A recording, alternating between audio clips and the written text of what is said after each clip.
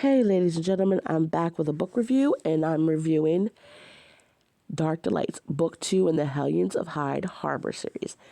So, this book came out March 8th of 2024. I got the book that day. I read it the whole day. I read it the whole day. In between working and cooking and doing all my errands.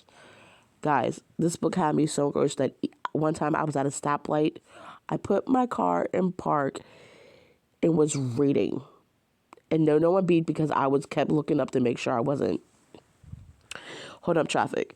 Anyway, so let's get into it. This is, like I said, book 2. The first book is called Dark Intentions. I did a review on that. It was an excellent one. This book was even better. Book 1 got me hooked to want to read second one. The second one was fire. I'm definitely reading the third one. And this is so, like I said, the guy on the cover, his name is Beckett. He's the rich boy of the group. And he's kind of moody, but everyone's used to that. Beckett throws the best parties because his parents are never home. So he can basically do what he wants. Which you ask me is kind of dangerous, but at a certain point when you have kids, no matter what you tell them, they're going to do what they want to do. You can just try to guide them. So Beckett is upset because his best friend Asher, he was poor, got a scholarship to 2 schools, but one was better, so Asher had to go. Which, you can't blame Asher. And, Beckett's like, oh, my dreams of, dominating college and going into the NFL were kind of crushed because you realize that Asher is like his family. So, Asher's gone. Asher's twin sister Evie, who's off limits to everyone because of Asher, goes to help her mom clean Beckett's house. She finds Beckett's drug stash. I was shocked about that. And gives it to her mom. Her mom gives it to his dad. Beckett's dad was furious. He had Beckett's custom-made hockey stick. Basically, it's like, you're going cold turkey. Good luck with that. You're not to leave this house. Broke it. Because he knew that was the only thing that was going to keep him in line. So, Beckett goes cold turkey. He gets out. He hunts Eve down. Well, while he finds her and they're arguing in a drugstore, no less, it's getting robbed. So they're hiding in the bathroom. And don't you know, the sparks fly and here comes the heat. Well, Beckett gets hurt. And so he's out of commission for the whole summer. Well, the twist is Beckett thinks that Eve didn't even care enough to come see him or call him. But this young man's stepmother told Eve that he was in New York, and then it was just a mess.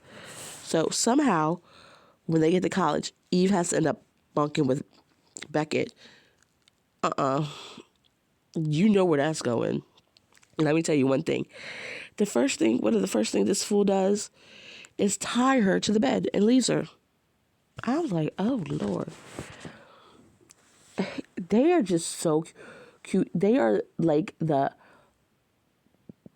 best friend and little sister trope. They're always nagging at each other, always fighting. But it's because they really deep down care about each other. I will say this. You find out some devastating news about what happened to Beckett when he was younger. I love the fact that when Eve hears this, she's like, I'm not leaving you alone. You will never be alone. I don't care. No matter what you think, that is not who you are. And Eve even went so far as to get evidence to show Beckett's father, you wronged your son. Like one time, she was at her job and he came in and she was like, you're wrong about your son. You left him alone. Like she went off on the dad, and the dad was like, what? And it came down, the dad was so wrought with grief when Beckett's mother died, he couldn't even function. He didn't see anything. And it was just sad. Oh, wait a minute. I gotta get this light back up. Anyway, so, but I loved how Evie stood up for Beckett. I loved how Beckett lost his crap at one point in this book. And Eve was like, I'm not dealing with you. No, you didn't even give me the benefit of the doubt. But he groveled or whatever. So, I think I'm going to leave it at this. Guys, this is like at 5 o'clock in the morning the next day. Because I can't, like, I just going to reread this book. I can tell you. Like, this will probably be a series that I will buy a physical copies of and just read them all the time. But this is setting up the next book, which will be Asher and Winter's book. And Asher is Evie's twin brother. I believe that's called Twisted Deeds. And that comes out in June, I think. But this all the books I say is good. This one is right now is fire. It's on the top of the list.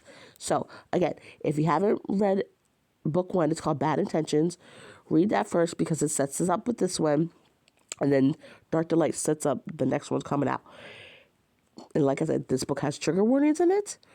So if you can't handle that, please do not read it. If you can, this book's going to make you mad, happy, sad, all that. I ran through all the emotions.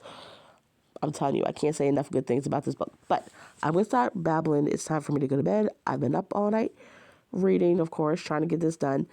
And I will talk to you, ladies and gentlemen, later. Bye.